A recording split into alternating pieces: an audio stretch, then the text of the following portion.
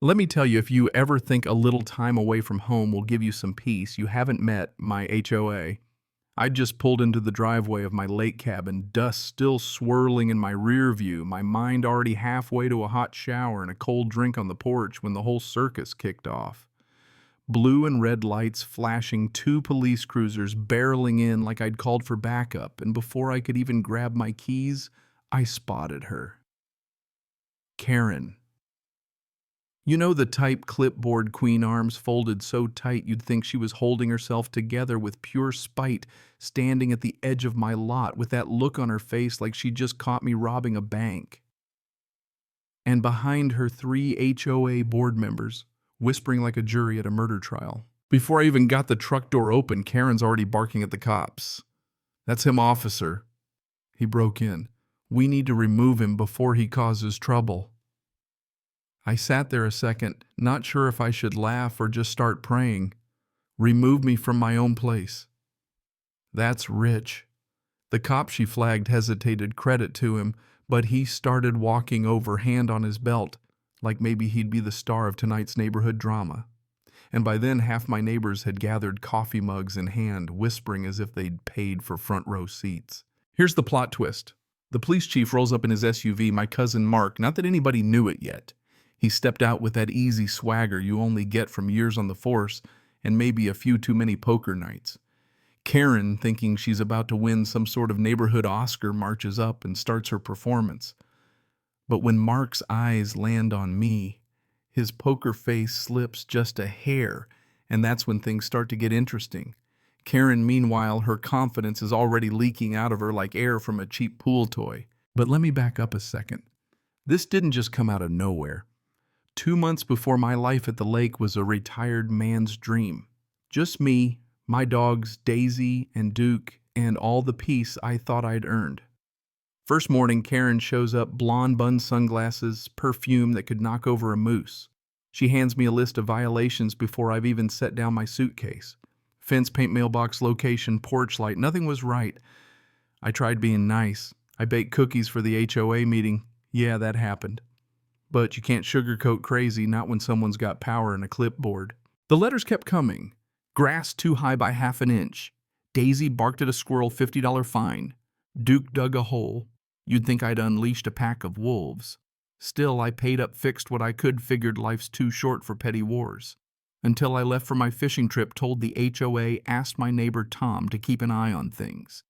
And right on cue, halfway through Tom texts, Karen snooping around saying, "Your place is abandoned," talking about calling the cops.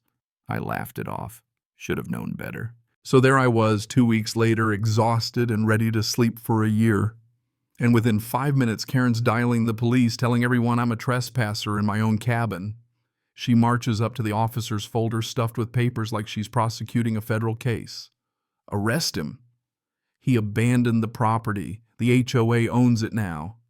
The closest cop, looking less than convinced, asks for proof. Karen waves her folder in his face like the Holy Grail. Now Mark finally steps in. Sunglasses off, he fixes Karen with that cop stare.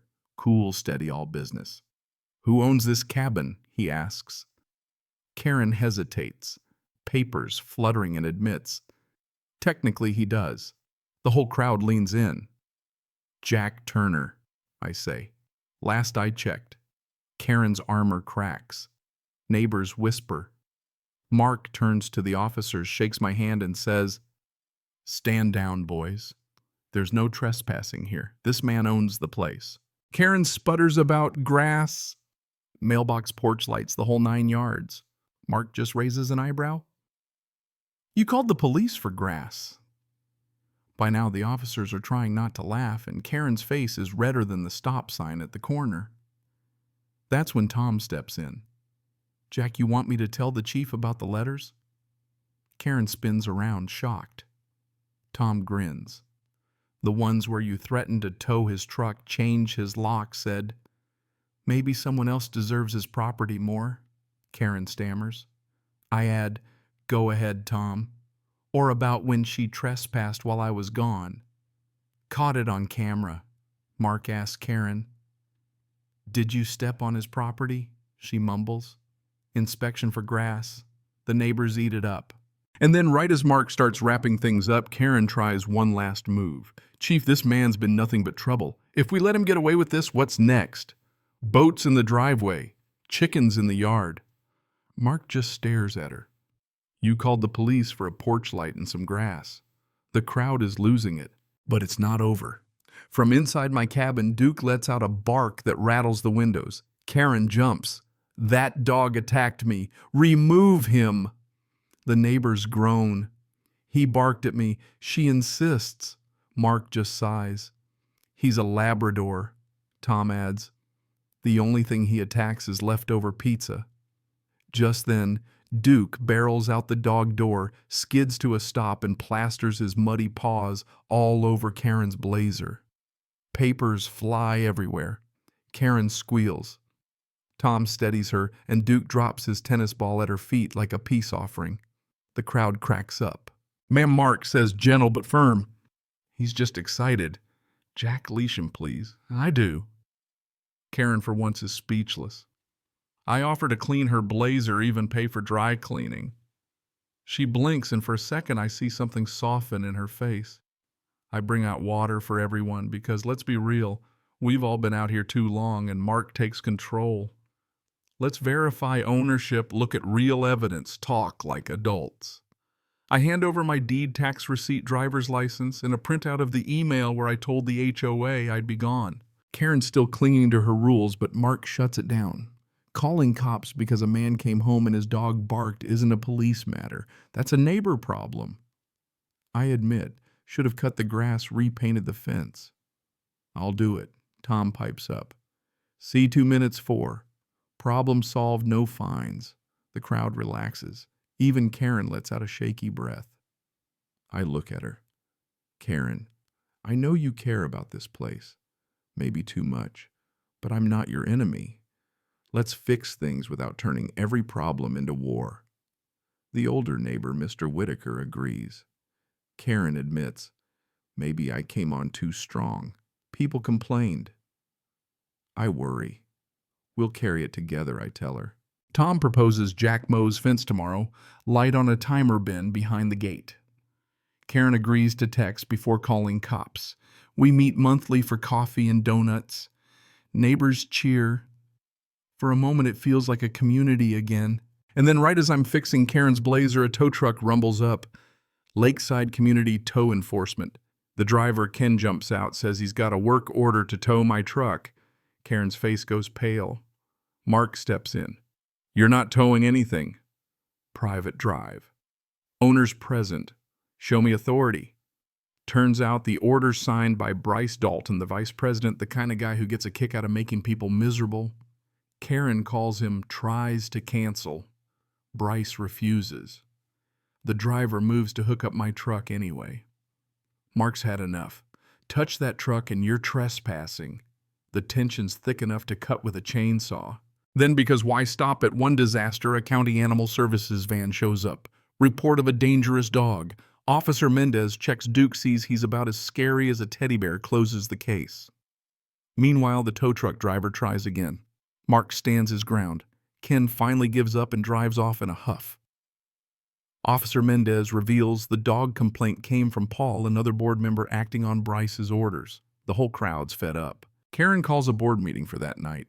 She's done being Bryce's puppet. Sunlight's the best disinfectant, Mark says.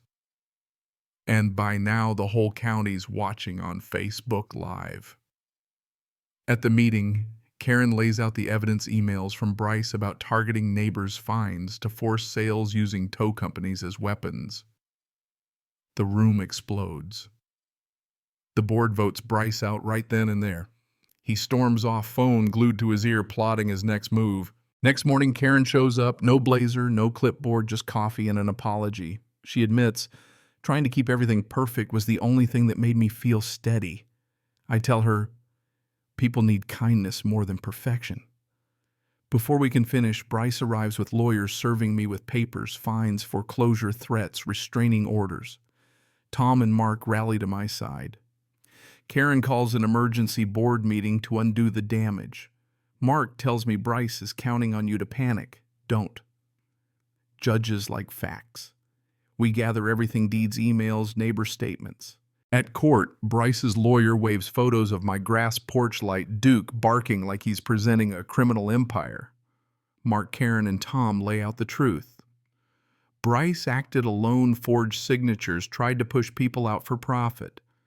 The judge sees through it all, dismisses every claim, issues a restraining order against Bryce, tells the board to review his conduct before he ends up in civil court. Bryce is finished, at least on paper. But you know what I mean, men like Bryce don't just give up. That night, a brick comes through my window with a note: leave or regret it. Mark and the sheriff document everything. Next day, drones buzz overhead, flyers show up on porches, neighbors split into sides.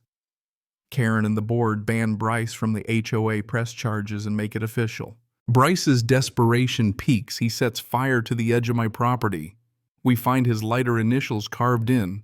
Fire crews save the cabin. Mark brings the evidence straight to the judge. That evening, 4 cruisers roll up. Bryce goes out in cuffs, still shouting he'll be back. The next day in court, orange jumpsuit, no more slick suit or smug grin. Judge lays it down: 2 years in jail, restitution, permanent restraining order.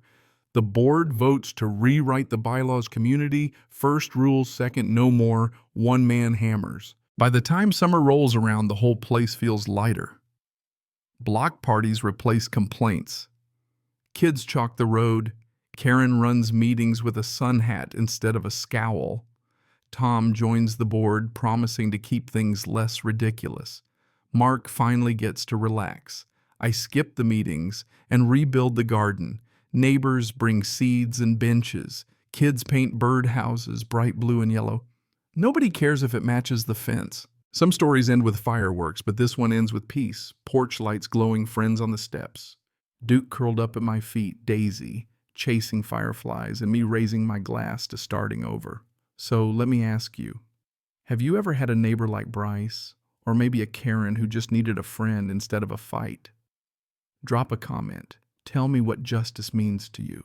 Because sometimes you have to stand up for yourself, but real victory, that's when the whole neighborhood learns what matters most.